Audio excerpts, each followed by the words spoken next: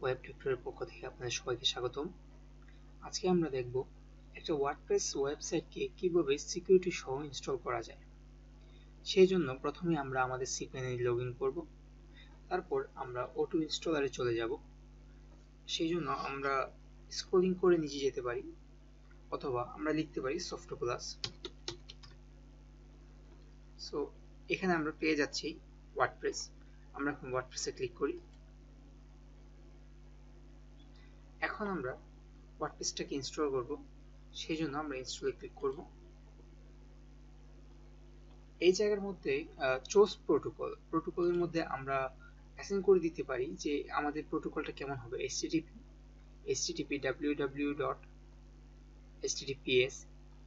https www. আমরা যেরকম চাচ্ছি আমরা সেরকম এখান থেকে অ্যাসাইন করে দিতে পারি। আমি এখন https সহ আমি আমাদের ওয়ার্ডপ্রেস ওয়েবসাইটটা ইনস্টল করব, সেই জন্য https প্রোটোকলটা রেখে দিলাম। এখান থেকে চুজ ডোমেইন থেকে আমরা ডোমেইন সিলেক্ট করতে পারবো। যদি আমাদের এখানে একাধিক ডোমেইন থাকে তাহলে আমরা এখান থেকে একাধিক ডোমেইনের যে কোনো একটা ডোমেইন সিলেক্ট করতে পারবো। তারপরে যে অংশটা আসছে সেটা হচ্ছে ইনডাইরেক্টরি। যদি আপনি একটা ডোমেইনের ভিতরে আরেকটা ডাইরেক্টরি ক্রিয়েট করে আপনি ওই ডাইরেক্টরির মধ্যে আপনার ওয়ার্ডপ্রেসকে ইনস্টল দিতে চান, তাহলে আপনি এখানে আপনার ডাইরেক্টরি নামটা লিখতে পারেন। এখানে ডিফল্ট ভাবে যেটা দেয়া আছে সেটা হচ্ছে wp।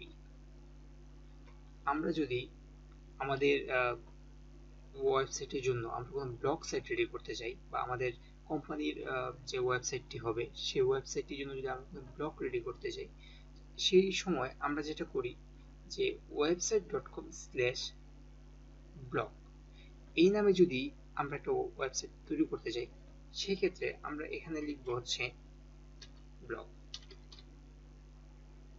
যেহেতু আমরা সরাসরি আমাদের ওয়েবসাইটের মধ্যে ইনস্টল করতে চাচ্ছি ওয়ার্ডপ্রেস, সুতরাং আমরা এখানে ডাইরেক্টরির মধ্যে কোনো নাম দিব না, আমরা এটাকে রিমুভ করে দিব। তারপর দ্বিতীয় যে অংশটা হচ্ছে সাইট সেটিংস। এখানের মধ্যে সাইটের নামটা দিতে পারেন, যেমন হচ্ছে এখানে আমরা দেখতে পাচ্ছি সফটপ্লাস, এটা হচ্ছে সাইটের নাম। তারপর হচ্ছে সাইট ডেসক্রিপশন।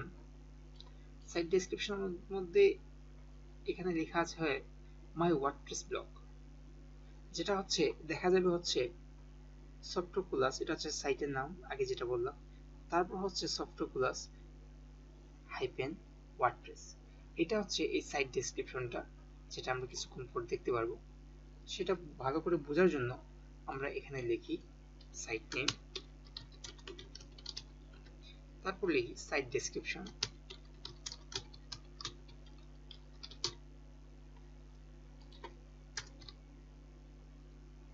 এভাবে লেখার কারণ হচ্ছে যাতে আমরা সহজে বুঝতে পারি কোন অংশটা হচ্ছে সাইট নেম এবং কোন অংশটা হচ্ছে সাইট ডেসক্রিপশন। এখন আমরা চলে যাব অ্যাডমিন অ্যাকাউন্টে। এখানে আমরা অ্যাডমিন ইউজারের নাম কোনো সময় অ্যাডমিন রাখবো না, এটা হচ্ছে সিকিউরিটির জন্য অনেক বড় একটা রিস্ক। যদি আপনি অ্যাডমিন ইউজার রাখেন সেক্ষেত্রে আপনার ওয়েবসাইটটা দ্রুত হ্যাক হওয়ার সম্ভাবনা বেড়ে যায়।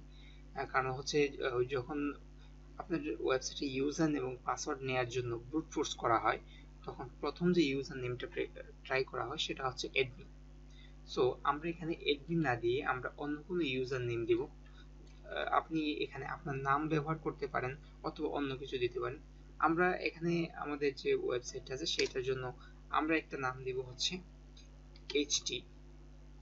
আর পাসওয়ার্ডের ক্ষেত্রে অবশ্যই স্ট্রং পাসওয়ার্ড দেওয়ার চেষ্টা করবেন, কারণ হচ্ছে যত স্ট্রং পাসওয়ার্ড দিবেন আপনার পাসওয়ার্ড ক্র্যাক হওয়ার সম্ভাবনা ততটুকু কমে যাবে। যত উইক পাসওয়ার্ড দিবেন আপনার পাসওয়ার্ডটা ক্র্যাক হওয়ার সম্ভাবনা ততটুকু বেড়ে যায়, বা একজন হ্যাকার খুব সহজে আপনার পাসওয়ার্ডটা গেস করতে পারে। তো আমরা এখন দেখি কি ধরনের পাসওয়ার্ড দিলে আমাদের ওয়েবসাইটটা অনেক বেশি সিকিউর থাকবে নর্মাল পাসওয়ার্ডের চেয়ে। তো আমরা এখানে আমরা পাসওয়ার্ডটি লিখছি। আমরা প্রথমে দিলাম HT@22#BD, এটা দেখাচ্ছে হচ্ছে গুড পাসওয়ার্ড। এখন যদি আমি এইখানে আরো একটা সংখ্যা যুক্ত করে দিই, তাহলে আমার এটাকে দেখাচ্ছে স্ট্রং পাসওয়ার্ড। আমরা পাসওয়ার্ডটাকে কপি করে রাখি যাতে আমরা পরবর্তী লগ ইন করতে পারি পাসওয়ার্ডটা দিয়ে। অ্যাডমিন ইমেল, এখানে হচ্ছে এই ওয়েবসাইটের যিনি অ্যাডমিন হবেন তার ইমেলটা এখানে ইউজ করতে পারেন, অথবা এই ওয়েবসাইটের নামে একটা অ্যাডমিন ইমেল খুলে বা যে কোনো একটা ইমেল এখানে আমরা ইউজ করতে পারি। এখান থেকে আপনি কোন ল্যাঙ্গুয়েজের ওয়েবসাইট সেট আপ করতে চান সেই ল্যাঙ্গুয়েজটা এখান থেকে চুজ করে নিতে পারেন, যদিও এখানে বাংলা ল্যাঙ্গুয়েজ নেই। যদি বাংলা ওয়ার্ডপ্রেস চান তাহলে হচ্ছে ওয়ার্ডপ্রেস ওআরজির মধ্যে আপনি গিয়ে বাংলা ওয়ার্ডপ্রেস পেয়ে যাবেন। এখানে অ্যাডভান্স অপশনে আমরা কিছু কাজ করব, যেটা হচ্ছে আমাদের ওয়েবসাইটের সিকিউরিটিকে আরেকটু বাড়িয়ে দেবে। সো আমরা এখন অ্যাডভান্স অপশনসে ক্লিক করি। এখানে দেখুন দেয়া আছে ডাটাবেজ নেম।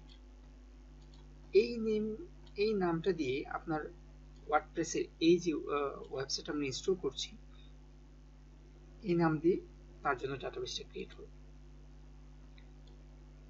আমরা যারা সবসময় ওয়ার্ডপ্রেস ইউজ করি বা যারা হ্যাকার তারা সাধারণত জানে যে আপনার ডোমেনের যে নাম সেই নামটা দিয়ে 8টা ক্যারেক্টার অথবা 6টা ক্যারেক্টার দিয়ে হচ্ছে ডোমেনের ইউজার নেমটা হয়, তারপর আন্ডারস্কোর আপনার ডাটাবেজ নামটা হয়। সেই ক্ষেত্রে হ্যাকার খুব সহজে গেস করতে পারে যে ডাব্লিউপি সামথিং কিছু একটা নাম্বার আছে, সেই ক্ষেত্রে সে ওইটাই আপনার অ্যাপ্লাই করতে থাকে। একটা সময় দেখা যায় যে ডাব্লিউপি থাকলে ওই নাম্বারটা ম্যাচ হয়ে যায় এবং সে আপনার ডাটাবেস নেমটা পেয়ে যায়। সেই জন্য আমরা যেটা করব, ডাব্লিউপি যে ডিফল্ট নামটা আছে সেই নামটাকে আমরা চেঞ্জ করে দেব। সেই নামটাকে চেঞ্জ করে দিয়ে আমরা এরকম দিতে পারি যে এইচটি ব্লক। এই নামটা দিলে এত সহজে একজন হ্যাকার আপনার নামটা গেস করতে পারবে না। সেম ভাবে আমরা টেবিল প্রিফিক্সটা আমরা চেঞ্জ করে দিব, কারণ টেবিল প্রিফিক্সটাও সেম ভাবে ডাটাবেস নেমের মতো সে ক্যাচ করতে পারে। এই সিকিউরিটির জন্য আমরা এটাকেও চেঞ্জ করে দেব। আমরা এটাকে দিতে পারি বি জি সামথিং কিছু একটা, আপনি আপনার মতো করে দিতে পারেন। এখানে আর কোনো কিছু করার কোনো প্রয়োজন নেই। আমরা এখন এটাকে সেট আপ করতে পারি। এখান থেকে এখন দেখুন যে এখানে একটা অপশন আছে ইমেল ইনস্টলেশন ডিটেইলস টু। এখানে আপনি যে ইমেলটা দিবেন সেই ইমেলের মধ্যে এই যে ওয়ার্ডপ্রেস ওয়েবসাইটটা আপনি ইনস্টল দিচ্ছেন সেটা সম্পূর্ণ ডিটেইলসটা ওই ইমেলটাতে পাঠিয়ে দেবে। তো চলুন আমরা এখন এই ওয়েবসাইটকে ইনস্টল দিই। সেই জন্য আমরা ইনস্টলে ক্লিক করলাম। এটা একটু সময় নেবে ইনস্টল হতে, সেই সময়টা আমরা একটু ওয়েট করি। আমার নেক্সট ভিডিওর মধ্যে আমি দেখাবো যে ইনস্টল করার পরে ওয়ার্ডপ্রেস ওয়েবসাইটটাকে কিভাবে আরো সিকিউর করা যায়, যাতে আপনার ওয়েবসাইটটা কোনো ধরনের ভাইরাস অ্যাটাক বা হ্যাকিং থেকে রক্ষা পেতে পারে বা ব্রুট ফোর্স অ্যাটাক থেকে রক্ষা পেতে পারে। আশা করি আমার চ্যানেলের সাথে থেকে আপনারা সেই ভিডিওগুলো দেখবেন। চলুন এখন আমরা দেখি যে আমরা আগে বলছিলাম যে সাইট নেম এবং সাইট ডেসক্রিপশন কোনটা সেটা আমরা আইডেন্টিফাই করব। তো আমরা এখন ওয়েবসাইটে ব্রাউজ করি। এখানে দেখেন যে আমি আপনাদেরকে বলেছিলাম যে প্রথম অংশটা হচ্ছে সাইট নেম, তারপরের অংশটা সাইট ডেসক্রিপশন। আমরা যে লিখেছিলাম সাইট নেম, এই দেখেন সাইট নেম চলে আসছে। তারপর আমরা লিখেছিলাম সাইট ডেসক্রিপশন, এই জায়গার মধ্যে দেখুন সাইট ডেসক্রিপশনটা চলে আসছে। তো আমরা এখন বুঝে গেছি সাইট নেম এবং সাইট ডেসক্রিপশন কোন অংশটা কোন জায়গায় থাকে।